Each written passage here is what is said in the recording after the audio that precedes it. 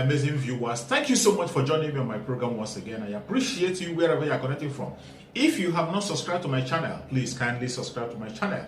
Click the notification bell so that you'll be notified each time I upload a video. You will be among the first to receive it. Thank you so much and remain blessed. Whenever you look my video, whenever you watch my video, share the video to all platforms. Share it to family and friends. Share it in your WhatsApp group so that people can get information on what is happening in the contraption called Nigeria, mainly against the Biafrans, against the Duduas, against the indigenous people in the contraption called Nigeria. I try as much as possible to set the record straight. I don't preach hate speech. I don't speak against people. I set the record straight. The only important thing I do here is to make sure that the plight of the people remains on the front burner and the world will know the true story of what is going on in the contraption called Nigeria. My name is Honorable Umahi Ebubeagu. I represent Afikpo North, Afikpo South, Federal Constituency. I'm from Ebonyi State, as I guess you all know. Well, the motion I moved a couple of days ago was on behalf of the Ebonyi caucus of the House of Representatives, with probably the exception of one person who is from the APC. The five of us who belong to the PDP came together and conceived that idea. And the idea behind that motion was to let the world, and particularly the Nigerian public, know what is going on in Ebonyi State. Ebonyi State is one of 5 states in the southeast. Already we are having our fair share of instability in the country, attacks here and there. So some of us who also come from the southeast are very careful about what is happening in one of the states of the southeast, because we know that if care is not taken, what is happening in some other parts of the country could well start happening in the southeast. We know how Boko Haram, for instance, started. We know the dangers of proliferation of weapons. Some of us were very happy when Mr. President ordered for the recall of arms from private individuals. Right now, arms are being mopped up. So why should a governor, a chief executive of a state, deliberately arm individuals who are not trained in the use of weapons? When he leaves office, for instance, what will happen to those weapons? So these are some of the concerns, because as we speak now, in virtually every local government of Ebonyi State, we have 13 local government areas, arms are being amassed in large quantities and distributed amongst criminals who are recruited and paid 30,000 naira a month as members of this armed militia. And what this armed militia has been doing, because they have the full backing of the state government, they have the full assurance that there's nothing they do, the police will arrest them, for instance. They have become tools in the hands of people who want to cause mischief. If I have a quarrel with you, this is an example of what happened in Akese. Akese is one of the local, is in Ivo local government. 2 individuals had quarrel over bamboo, Indian bamboo. An Ebubeagu person went and called his colleagues to come and settle the matter for them. The moment Ebubeagu people came, they opened fire on the young man, and he died. No, that was in Akwa. What they did in Akese was they used axe. The video went viral. I can show you in my phone. They tied his hands and used axe to cut him into pieces, and of course he died. When after 2 days, youths from the place went to the local government chairman to say, how do we address this kind of situation? The local government chairman, Mr. Obaudu, who is a retired Navy, I don't know whether he was kicked out of the Navy, opened fire on the young people who came to make inquiries and killed 2 of them. When the governor went some 2 days after, because it was a major escalation, what the governor addressed, instead of addressing the first killing of a young person by Ebubeagu people, the governor didn't also address the opening fire on innocent people who came to make inquiries about the person. He was rather talking about how Ebubeagu has come to stay. So the point I want to make is that there is this armed militia which has been created by a law of Ebonyi State House of Assembly establishing this armed militia, arming this armed militia, which has nothing other than doing the bidding of the governor of Ebonyi State. And you know how the disposition of a politician, which the governor is, it is to send them on any errand he wants. Meanwhile, in this country, Nigeria is a constitutional democracy. We abide by the Constitution. That is the essence of Section 1, Section 1(1) of the Constitution. Every law you make in this country is subject to the Constitution. It's also the import of Section 1, Section 3 of the Constitution. Any law that does not fall, that falls short of constitutional requirement of what our Constitution prescribes is a nullity. So in our state, our governor has created this, caused the House of Assembly to create an illegal organization which is being used to run after people and persecute people. So that was why we decided to bring this motion, draw the attention of Nigerians to what is happening in the country. In my local government, for instance, that is Afikpo, not local government, they have been killing people. They killed somebody in Akpoha the other day just because of a quarrel. So if you have any misunderstanding with somebody in Ebonyi State, the next thing to do is to go and invite Ebubeagu for you. And they will come, all they come and do is to kill. So that was why we decided to draw the attention of Nigerians, because right now there is a proliferation of weapons. People are being arrested. If you go to Abakaliki, the state capital, you don't see police as from 7 p.m. It is Ebubeagu people who take over patrols. And I was just reading the Ebubeagu law the other day, and I saw that part of their functions is to take over certain responsibilities of the police. So it is Ebubeagu that conducts patrols in the city. So, and these are individuals who come wearing masks. You don't know who they are. They are carrying guns. They are carrying AK-47 weapons. I can show you pictures of Ebubeagu people carrying AK-47 automatic weapons. I can show you pictures of them carrying pump-action rifles. I can show you pictures of them carrying all sorts of weapons. We have them. And this is happening in a state, in a democracy. So it is a recipe for chaos, because what it means is that any group of people can also go and start acquiring weapons. And where does it take us to? So that is the instability we are talking about. That is the instability we drew attention to in our motion, that there is need to stop the deterioration of security issues in Ebonyi State. So that was the purport of that motion. Our Constitution, specifically Section 214, is very specific. Our Constitution, Section 214, says there shall be a Nigerian police force. It did not say there should be a Nigerian police force and other militia. It's very specific. There shall be a Nigerian police force saddled with the responsibility. Some of these militias are now taking over from regular police or from regular civil defense or even the civil security services. So on a general global level, I will even tell you that we have decided to challenge the legality, the legitimacy of forming such an armed militia. We are going to test it in court, because we are saying that there is even no constitutional basis for it.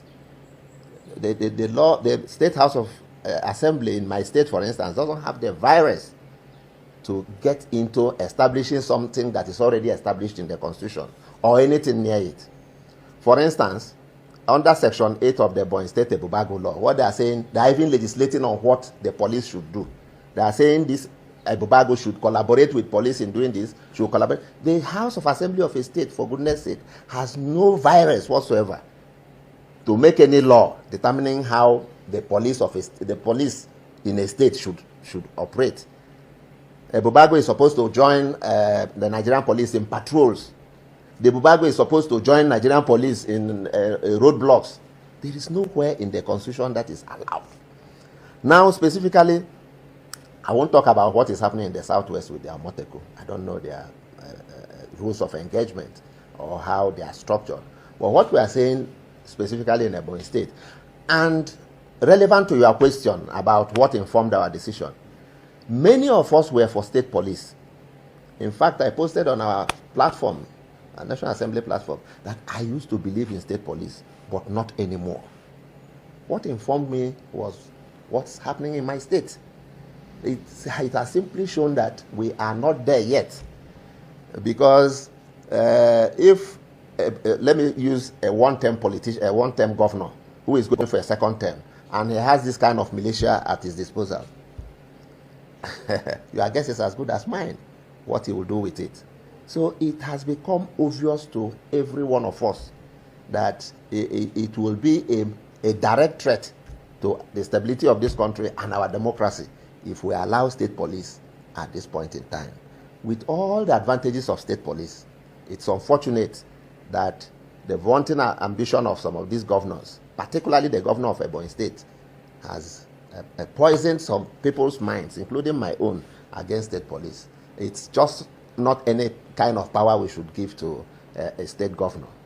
And I think that must have operated in the minds of my colleagues who voted that it may be a good thing, but not a good thing for this country at this point in time. Yes. Now, the first prayer was for the Inspector General of Police to investigate all reported cases of assaults and killings of people in Ebonyi State by Ebubeagu.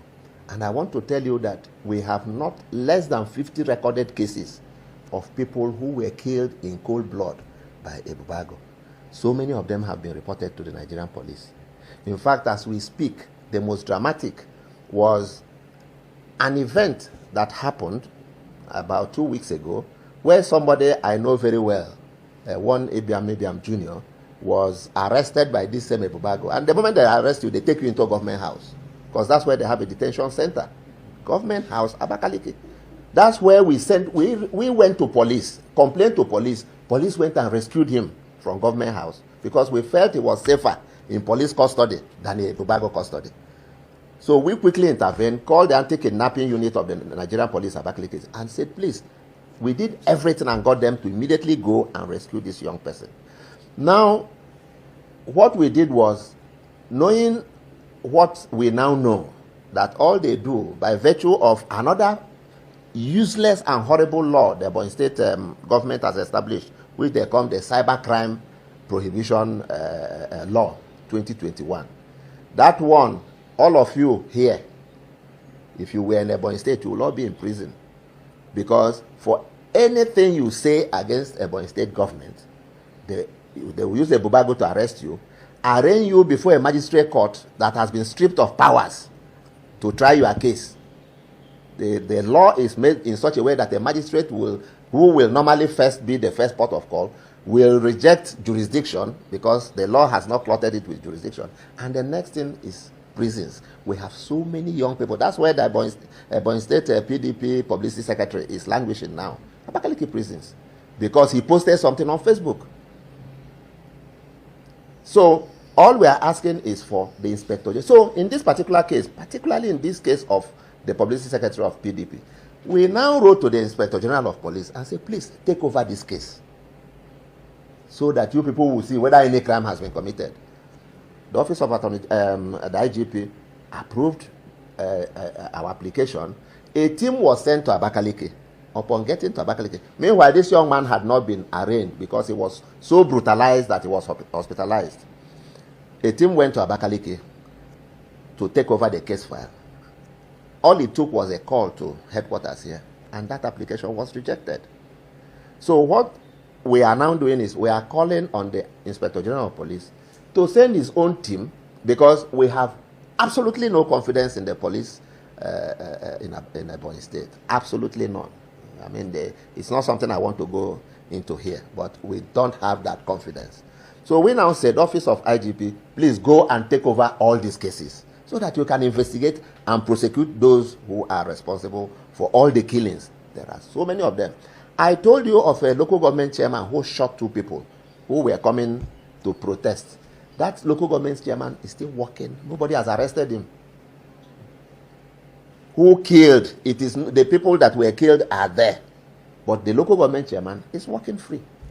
In Akpoha, the people who went and shot a young man and he died, all police did was, okay, just because of the outcry, they invited, police in Abakaliki, of course, they invited the 4 people who were fingered. The next day they were released. They are working there, working free. So what we are asking is, since we know this is not what should be, since we know the police should not act that way, we are now asking the highest authority, the highest echelon of Nigerian police, go and investigate these reported cases If people are found culpable one way or the other, prosecute. That's the first prayer. The second prayer is, we know that if you go to the Constitution, the issue of arms is in the exclusive legislative list. In fact, it's item 2 in our exclusive legislative list.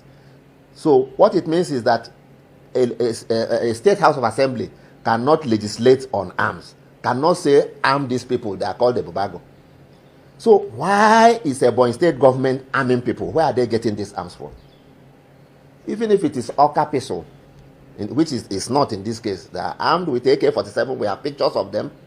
They are armed with pump-action rifles. So what we are asking, the second prayer is, National Security and Intelligence Agency, investigate this. Mr. President has said, retrieve all arms all over the country. So let us know the source of these arms. Let us also know whether it was authorized in the first place. Because by virtue of our Constitution, Section 5.1, Mr. President has his powers. He can say, yes, I authorize this. Let us know whether it was Mr. President who authorized a state governor to be sharing arms to people. Let us know whether it is the National Security Agency that gave that authorization. That's the second arm of our prayers. And of course, the third prayer was the omnibus prayer we normally say. Let the relevant agencies investigate and report back to the House.